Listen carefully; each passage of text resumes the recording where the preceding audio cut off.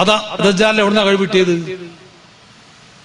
ദജ്ജാലിന് ആ കഴിവുള്ളത് ദജ്ജാലിന് സ്വയം പര്യാപ്തമായ കഴിവാണ് എന്ന് ആരെങ്കിലും വിശ്വസിച്ചാണ് അമിൻ ഫിത്നത്തിൽ മഹ്യാ വൽ മമാത്തി വമിൻ ഫിത്നത്തിൽ മസീഹി ദജ്ജാൽ എന്ന് പ്രാർത്ഥിക്കുന്നെങ്കിൽ അവൻ അപ്പ കാഫറായി പോയി. ദജ്ജാലിന് സ്വന്തം കഴിവാണ് അതെന്ന് വിശ്വസിച്ചാണോ ഇങ്ങനെ പറയുന്നതെങ്കിൽ ഒമിൻ ഫിത്നത്തിൽ മഹ്യാ വൽ മമാത്തി ഒമിൻ ഫിത്നത്തിൽ മസീഹി ദജ്ജാൽ എന്ന് ദജ്ജാലിന് സ്വന്തം കഴിവ് കൊണ്ട് ഫിത്നയാക്കാൻ ശക്തനാണ് എന്ന് വിശ്വസിച്ചുകൊണ്ടാണ് പറയുന്നതെങ്കിൽ അവൻ അപ്പ സുന്നിയാണെങ്കിലും സുന്നിയേതരനാണെങ്കിലും അവൻ അപ്പ കാഫറായി. ഇതാണ് സുന്നീസം. അതേ സ്ഥാനത്ത് അള്ളാഹു കൊടുക്കുന്ന കഴിവ് കൊണ്ട് അവൻ ജനങ്ങളെ ഫിത്നയാക്കാൻ ശക്തനാണ് എന്ന വിശ്വാസത്തിന്റെ പേരിൽ ആണ് പറയുന്നെങ്കിൽ അവൻ മുവഹിദാണ്, കാഫിറല്ല. ഇത് തന്നെയാണ് വ്യത്യാസം. ദജ്ജാലിന്റെ അമാനുഷികത്വം അള്ള കൊടുക്കുന്ന കഴിവ് കൊണ്ട് നിമിത്തമാണ് എന്ന വിശ്വാസത്തിൽ അത് അവന്റെ ഫിത്നയെ തൊട്ട് കാവലിനെ തേടുന്നുവെങ്കിൽ അത് തൗഹീദാണ് എങ്കിൽ, എന്നതുപോലെ തന്നെ അമ്പിയാക്കന്മാർക്കും മൗലിയാക്കന്മാർക്കും അള്ളാഹു കൊടുക്കുന്ന കഴിവ് കൊണ്ട് അവർക്ക് നമ്മളെ ദജ്ജാല് ഫിത്നയാക്കുന്നതിന് പകരം നമ്മളെ രക്ഷിക്കാൻ അമ്പിയാവുലിയാക്കന്മാർ കഴിവുകൊണ്ട് അള്ള കൊടുത്ത കഴിവ് കൊണ്ട് കഴിയുമെന്ന് വിശ്വസിച്ചാണോ അവരോട് നാം തവസ്സുൽ ചെയ്യുകയോ ഇസ്തിഗാസ ചെയ്യുകയോ നടത്തുന്നുണ്ടെങ്കിൽ അത് ശിർക്കല്ല, അത് തൗഹീദാണ്. അപ്പൊ ഇവിടെ ആർക്കാ പെശക് പറ്റിയത്? ഇവർക്ക് മനസ്സിലായില്ല. ഇവരിത് പഠിച്ചിട്ട് മനസ്സിലാക്കിയിട്ടൊന്നല്ല. ഇവരിങ്ങനെ സിർക്ക് ഞാൻ ആദ്യം പറഞ്ഞത് സിർക്ക് ഇങ്ങനെ കേട്ട് പോകുന്നു. ആ പഠിച്ച പാഠം എവിടെ ചെന്നാലും പാട് തന്നെ. എല്ലാവരും ഏറെക്കുറെ 10-35 വർഷങ്ങളായിക്കൊണ്ട് ഇവരുടെ പ്രസംഗത്തിന് മറുപടി പറഞ്ഞ് എനിക്ക് പരിചയമുണ്ട്. കേരളത്തിൽ ഉടനീളം എവിടെ ഒരു പറഞ്ഞാലും ഒരേ മേറ്റർ തന്നെ. ഖബറാരാധന സിർക്ക്, ആ സിർക്ക്, അത് സിർക്ക്, മൗലൂ സിർക്ക്, റാത്തീബ് സിർക്ക്. ഇവരുടെ മുതമുത്തച്ഛന്മാരായ നേതാക്കന്മാരുണ്ടായിരുന്നു. ആ നേതാക്കന്മാർക്കൊക്കെ മറുപടി ഞാൻ പറയാൻ പോയ സമയത്തും അവർ പറഞ്ഞ അതേ മേറ്റർ അത് തന്നെയാണ് എപ്പോഴും പറയണൊക്കെ സിർക്ക് എന്താന്ന് അറിഞ്ഞിട്ടല്ല. ഇതിലപ്പുറം ഇവർക്കോട്ട് പറയാനും കിട്ടൂല. പണ്ട് ഉമർ ഖാദി റളിയല്ലാഹു അൻഹു തങ്ങൾ പറഞ്ഞതുപോലെയാണ് ഈ തത്തമില്ല, തത്തനെ നമ്മൾ പഠിപ്പിച്ചാൽ തത്ത സംസാരിക്കുന്ന ചില തത്തകളുണ്ട്. പാട്ട് പാടുന്ന പക്ഷികൾ, ഈ മണിപ്രാവ് പാട്ട് പാടുന്ന, രാഗം മണിച്ച് പാട്ട് പാടും, അതൊക്കെ കിതാബുകളിലുണ്ട്. മണിപ്രാവിനെ സംബന്ധിച്ച് സിദ്ദീഖ് റളിയല്ലാഹു അൻഹു മകൻ അബ്ദുറഹ്മാൻ ബിൻ അബീ ബക്കർ റളിയല്ലാഹു അൻഹു പാടി آتيك لا أنساك ما ضر شارق وما نهكم ري الحمام المطوق. മണിപ്രാവ് രാഗം മണിച്ച് പാടുന്ന കാലത്തെല്ലാം എന്ന് ഒരു കവിതയിൽ സിദ്ദീഖ് റളിയല്ലാഹു അൻഹു മകൻ വർണ്ണിച്ചതായി കാണാം. അപ്പൊ ഈ തത്തകളും പക്ഷികളും ഒക്കെ നമ്മൾ പഠിപ്പിച്ച പാട്ട് പാടുന്ന ചില പക്ഷികളുണ്ട്. അതിൽപ്പെട്ട ചില തത്തകൾ പഠിപ്പിച്ച പാട്ട് പാടും. പഠിപ്പിച്ച വാക്കുകളൊക്കെ തത്ത പറയും. നമ്മളെ വീട്ടിലുള്ള ഏതെങ്കിലും ഒരാളെ പേര് തത്തയെ പഠിപ്പിച്ച ആ തത്ത ആ പേര് തന്നെ പറയും. അതിലപ്പുറമൊന്നും പറയാൻ തത്തക്ക് കിട്ടൂല എന്നതുപോലെയാണ് ഇവര് എന്ന് മഹാനായ വെളിയങ്കോട് ഉമർ ഖാദി റളിയല്ലാഹു അൻഹു തന്റെ രസകരമായ ഒരു കവിതയിലൂടെ പറഞ്ഞു. എന്താ പറഞ്ഞത്? വലോകാലത്തി തത്തമ്മ പയക്കം ഫസീഹത്തൻ ബിബിതാത കോയക്കാക്ക ചോറൊക്ക് ഹൃത്തി വലു അഹദ പൂച്ചത്തത്ത കാലം വവാലഹ ബിപി പി പി കി കി കി കൊയ്യ മൊയ്യൂല സർമദ. എന്താ പറഞ്ഞത്? വലോകാലത്തി തത്തമ്മ പയക്കം വസീയത്തൻ, തത്തമ്മ നല്ല സംഭാഷണം പറയുന്നുവെങ്കിലും എന്ത് ബിബിതാത്ത കോയക്ക കച്ചോറൊക്ക ഹിറത്തി. വീട്ടുകാരന്റെ താത്താടും കാക്കാടും പേര് ബിബിത്താത്ത കോയക്കാക്കാന്ന്. ഇത് പഠിപ്പിച്ചിരുന്നു തത്തനെ. അപ്പൊ ഒരു കള്ളം പൂച്ച ചോറ് കട്ട് തിന്നാൻ വരുമ്പോൾ പൂച്ചനെ കണ്ട അപ്പോ ഈ തത്ത പറയും ബിത്താത്ത കോയക്കാക്ക ചോറൊക്ക ഹിറത്തി, ബിത്താത്ത കോയക്കാക്ക ചോറൊക്ക ഹിറത്തി. ഇത് പഠിപ്പിച്ചു വെച്ചിട്ടുണ്ട്. എന്നാ ഉമർക്കാല് പറയാണ് പൂച്ചത്തത്ത കാലം ഒരു ദിവസം പൂച്ചെങ്ങാനും വന്ന് തത്തയുടെ കാലും വാലും കൂട്ടി അങ്ങ് പിടിച്ചാൽ കൊയ്യെ മൊയ്യൂല സർമദ പി എന്നല്ലാതെ എന്റെ വിട് എന്ന് പറയാൻ തത്തക്കറിയില്ല. കാരണം അത് തത്തനെ പഠിപ്പിച്ചിട്ടില്ല. ഇതന്നെ ഇവിടെയും സംഭവിച്ചെന്നാ. ഇവര് ശിർക്ക് എന്ന് പറഞ്ഞ അത് മന്നെ പാടിക്കൊണ്ടൊക്കെ അത് എന്താണെന്ന് ഇവര് പഠിച്ചിട്ടില്ല, അതിനപ്പുറം ഇവര് പഠിച്ചിട്ടില്ല. ഇവര് പറയുന്നൊക്കെ ശിർക്കാണെങ്കിൽ അള്ളാഹു അല്ലാത്ത മറ്റാരോടും സഹായം തേടാൻ പാടില്ലാതൊക്കെ ശിർക്കാണ് എന്നാണ് വാദമെങ്കിൽ, അല്ലെങ്കിൽ മനുഷ്യ ശക്തിക്ക് ഗോചരമല്ലാത്ത മനുഷ്യ കഴിവിന്റെ അപ്പുറമുള്ള വസ്തുക്കളോട് ഒരു കാര്യത്തെക്കുറിച്ച് ആരോടെങ്കിലും സഹായം തേടുന്നത് ശിർക്കാണ് എങ്കിൽ, ഖുർആന്റെ പ്രഖ്യാപനം അനുസരിച്ചുകൊണ്ട് നബിയും സഹാബത്തും മുശ്രിക്കായി പോയി നരകത്തിൽ പോകണ്ടേ? ഇന്നക്കും വമാ തഅബുദൂന മിൻ ദൂനില്ലാഹി ഹസബു ജഹന്നം. നിങ്ങളും അല്ലാഹു അല്ലാത്ത ആരാധിക്കപ്പെടുന്ന വസ്തുക്കളും അതൊക്കെ നരകത്തിന്റെ വരകളാണെന്ന പട്ടികയിൽ നബിയും സഹാബത്തും പെടുമെന്ന് ഇവർക്ക് പറയാൻ തന്റെ ഇടമുണ്ടോ, ധൈര്യമുണ്ടോ ഞാൻ ചോദിക്കുന്നു. കാരണം മഴ പെയ്യിക്കുന്നവനാരാ? അല്ല ചോദിക്കുന്നു, അഫറഅയ്തുമുൽ മാഅല്ലദീ തശ്റബൂൻ, നിങ്ങൾ കുടിക്കുന്ന ജലത്തെക്കുറിച്ച് നിങ്ങൾ ചിന്തിക്കുന്നില്ലേ? അൻതും അൻസൽതുമൂഹു മിനൽ മുസ്നി അം നഹ്നുൽ മുൻസിലൂൻ, നിങ്ങളാണോ ഇറക്കിയത്? അല്ല, ഞാനാണ് ഇറക്കിയത്. മഴ പെയ്യിപ്പിക്കുന്നവൻ ഞാനാണ്. അൻസൽനാ മിനസ് സമാഇ മാഅൻ, ഉപരിഭാഗത്ത് നിന്ന് വെള്ളത്തെ നിങ്ങൾക്ക് അല്ലാഹുവാണ് ഇറക്കി തന്നത്. മഴ പെയ്യിപ്പിക്കുന്നവൻ അല്ലാഹുവാണ്. അപ്പൊ മഴ പെയ്യിപ്പിക്കുന്ന അല്ല മാത്രമാണ്, വേറെ ആർക്കും മഴ പെയ്യിപ്പിക്കാൻ കഴിയില്ല. ലോകത്ത് ആര് വിചാരിച്ചാലും നടക്കൂല. അല്ല ഉദ്ദേശിച്ചാലേ മഴ പെയ്യൂ. ഖുർആൻ കൊണ്ട് വ്യക്തമാകുന്നു.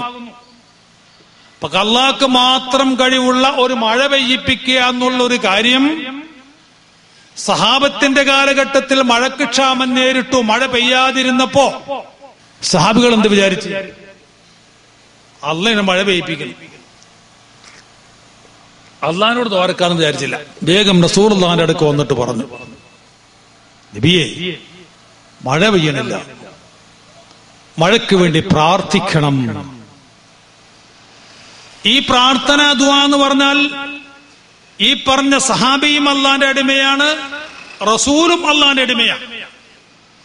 ഉദ്ഊനി അസ്തജിബ് ലക്കും, നിങ്ങൾ എന്നോട് പ്രാർത്ഥിക്കൂ, ഞാൻ നിങ്ങൾക്ക് ഉത്തരം നൽകാമെന്നുള്ള ഓഫർ നബിയോടും തുല്യമാണ്, ഈ വന്ന് ആവശ്യപ്പെട്ട സഹാബിക്കും തുല്യമാണ്. അല്ലേ? ഉദ്ഊനി, നിങ്ങൾ എന്നോട് പ്രാർത്ഥിക്കൂ, നിങ്ങൾ എന്നോട് പ്രാർത്ഥിക്കൂ എന്ന് പറഞ്ഞ ആ നിങ്ങളിൽ നബിയും പെടും, ഈ പ്രാർത്ഥിക്കാൻ ആവശ്യപ്പെടുന്ന സഹാബിയും പെടും.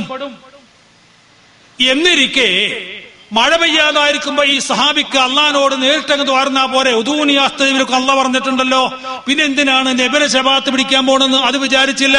ഈ സഹാബി റസൂലുള്ളാഹിനോട് ചെന്ന് പറയാ, നബിയെ, മഴക്ക് ക്ഷാമം നേരിട്ടിരിക്കുന്നു, അതുകൊണ്ട് അങ്ങ് പ്രാർത്ഥിക്കണം. എന്തിനങ്ങ് പ്രാർത്ഥിക്കണമെന്ന് പറയണം.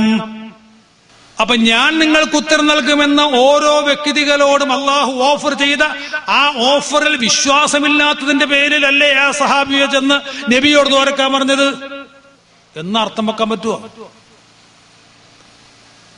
ഓഫറിൽ വിശ്വാസം ഉള്ളത് കൊണ്ടാ. എല്ലാവർക്കും അങ്ങനെ ചോദിച്ച ഉത്തരം അപ്പൊ തന്നെ കിട്ടിക്കൊള്ളണം എന്നില്ല, ഉത്തരം കിട്ടിക്കോളണം എന്നില്ല. ചോദ്യകർത്താവിന് ആ ഉത്തരം ലഭിക്കാൻ, ആ ഓഫർ ലഭിക്കാൻ ചില നിബന്ധനകളുണ്ട്. ആ നിബന്ധനകളോട് ഉള്ള ആള് ചോദിച്ചാൽ മാത്രമേ അസ്തജിബിലുക്കുമെന്ന ഓഫർ ലഭിക്കൂ എന്ന സഹാബിയുടെ ബോധത്തിൽ നിന്ന് തന്റെ വിനയവും എളിമത്വവും താൻ മനസ്സിലാക്കി, അങ്ങനെ ചോദിക്കാൻ അർഹതയുള്ള നിബന്ധനകൾക്ക് വിധേയനല്ലാത്ത ഞാൻ, ആ അർഹതയല്ലാത്ത ഞാൻ, എല്ലാം കൊണ്ടും അർഹനായ യാതൊരു ന്യൂനതയുമില്ലാത്ത നബി മുഹമ്മദ് മുസ്തഫ സല്ലല്ലാഹു അലൈഹി വസല്ലം തങ്ങൾ ചോദിച്ചാൽ അസ്തജിബിലുക്കും എന്ന അല്ലാഹുവിന്റെ ഓഫർ ലഭിക്കാൻ അർഹനായ റസൂലുള്ളാഹിനോട് അർഹതയില്ലാത്ത ഞാൻ ചെന്ന് ആവശ്യപ്പെടുക എന്ന ബുദ്ധിപരമായ രീതി സ്വീകരിച്ച ആ സ്വഹാബി മുഹമ്മദ് മുസ്തഫ റസൂലുള്ളാഹി സല്ലല്ലാഹു അലൈഹി വസല്ലം തങ്ങളോട്, നബിയെ, മഴയ്ക്ക് ക്ഷാമം നേരിട്ടിരിക്കുന്നു നബിയേ, അങ്ങ് അല്ലാഹുവോട് ദുആ ചെയ്യണേ. ഞാൻ ദുആ ചെയ്താൽ കിട്ടിക്കോളണം എന്നില്ല, അതിന് അർഹത എനിക്കുണ്ടെന്ന വിശ്വാസം എനിക്കില്ല. ആ അല്ലാഹു തആല അസ്തജിബ് ലക്കും എന്ന ഓഫർ എന്നോട് പാലിക്കാൻ മാത്രം പര്യാപ്തതയും പ്രാപ്തിയും അർഹതയും എനിക്കില്ലാത്ത ആളാണ് പ്രവാചകരെ. അതുകൊണ്ട് അങ്ങ് അതിനുള്ള കാമിലായ ഇൻസാനുൽ കാമിലാണ്. യാതൊരു കറാഹത്ത് പോലും തെറ്റുപോലും ചെയ്യാത്ത അവിടുന്ന് ചോദിച്ചാൽ ഉത്തരം കിട്ടുമെന്ന് ഈ പാവപ്പെട്ടവന്റെ വിശ്വാസമുണ്ട് പ്രവാചകരെ. അതുകൊണ്ട് നബിയെ താങ്കൾ പ്രാർത്ഥിക്കണേ എന്ന് അള്ളാഹുവിന്റെ ഹബീബിനോട് ആവശ്യപ്പെട്ടപ്പോ നബി സല്ലല്ലാഹു അലൈഹി വസല്ലം തങ്ങൾക്ക് ഈ ആയത്ത് അറിയാഞ്ഞിട്ടല്ല, ഇവര് പറയുന്നതനുസരിച്ച് നബി അപ്പൊ തന്നെ സഹാബിയോട് പറയണം, നീ കണ്ടിട്ടില്ലേ ഖുർആനിൽ ഉദ്ഊനി അസ്തജിബ് ലക്കും, എന്നോട് ചോദിക്ക് ഞാൻ ഉത്തരം നൽകാമെന്നല്ല പറഞ്ഞതുകൊണ്ട് നിനക്ക് തന്നെ ചോദിച്ചൂടെ എന്ന് പറഞ്ഞ് ആ സഹാബിനെ ആട്ടിവിട്ടില്ല. ആ റസൂലുള്ളാഹി അത് അംഗീകരിച്ചുകൊണ്ട് ഉടനെ കൈ ഉയർത്തി പ്രാർത്ഥിച്ചു, അല്ലാഹുമ്മ സ്ഖിനാ ഗൈസൻ മുഗീസാ, ഫലപ്രദമായ മഴ ഞങ്ങൾക്ക് നൽകണമേ എന്ന് അല്ലാഹുവിന്റെ ഹബീബ് പ്രാർത്ഥിച്ചപ്പോ ആ നിമിഷങ്ങൾക്കകം അവിടെ മഴ വർഷിച്ചു എന്ന് സ്വഹീഹായ ഹദീസിലൂടെ വ്യക്തമാക്കപ്പെടുന്നു.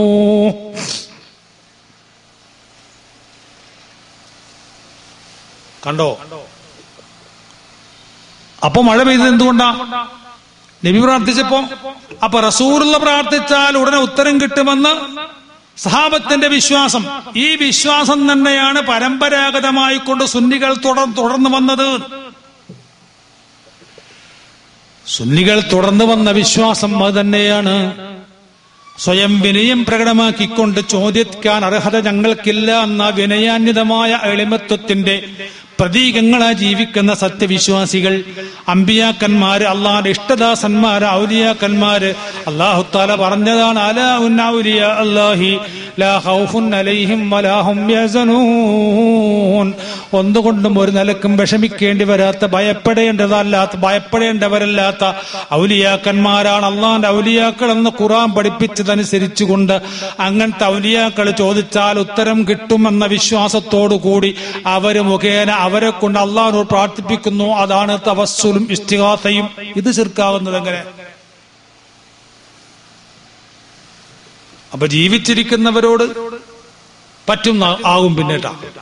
ഇങ്ങനെ ചോദിച്ചാൽ അപ്പൊ പറയും ജീവിച്ചിരിക്കുന്നവരോട് പറ്റും, മരിച്ചവരോട് പറ്റൂല. അങ്ങനെയാണെങ്കിൽ ജീവിച്ചിരിക്കുന്ന ഒരാളെ ഇബാദത്തെടുക്കല് ശിർക്കല്ല എങ്കിൽ ആൾ ദൈവങ്ങളുടെ മുമ്പിൽ കുമ്പിടുന്നത് ശിർക്കല്ല എന്ന് പറയോ? അതിന് ധൈര്യമുണ്ടാ? എത്രയോ ആൾ ദൈവങ്ങൾ ഇവിടെ ഉണ്ടല്ലോ. ഇവിടെ ജീവിച്ചിരിക്കുന്ന ഒരാൾ ദൈവമായി കൽപ്പിച്ചുകൊണ്ട് അയാൾക്ക് ഒരാൾ ഇബാദത്തെടുത്താൽ, ദൈവമായി സങ്കല്പിച്ച് ഇബാദത്തെടുത്താൽ ശിർക്കല്ല എന്ന് പറയാൻ തയ്യാറുണ്ടോ?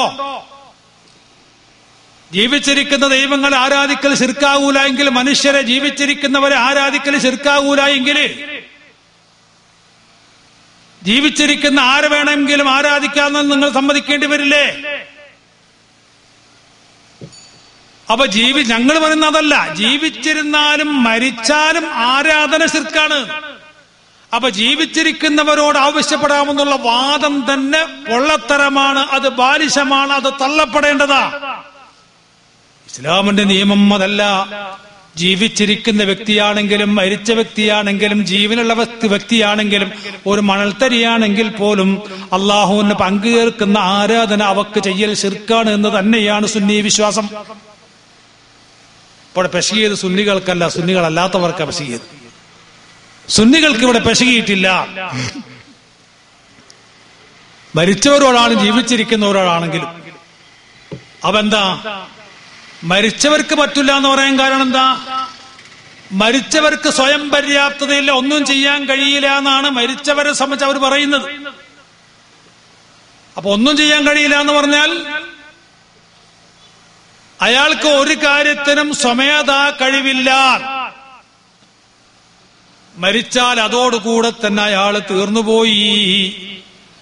അയാൾക്ക് പിന്നെ അനങ്ങാൻ കഴിയില്ല, ഒന്നും ചെയ്യാൻ കഴിയില്ല. അതുകൊണ്ട് പറ്റൂല.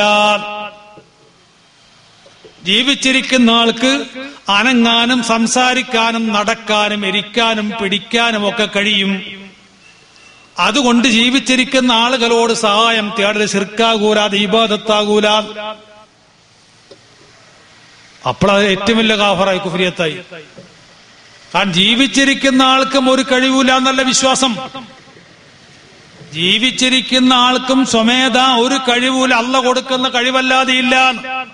നബി പോലും പറയുന്നു, ഖുൽ നബിയെ താങ്കൾ അവരോട് പറഞ്ഞു കൊടുക്ക്, ലാ അംലികു നഫ്സി നഫ്അൻ വലാ ളർറാ,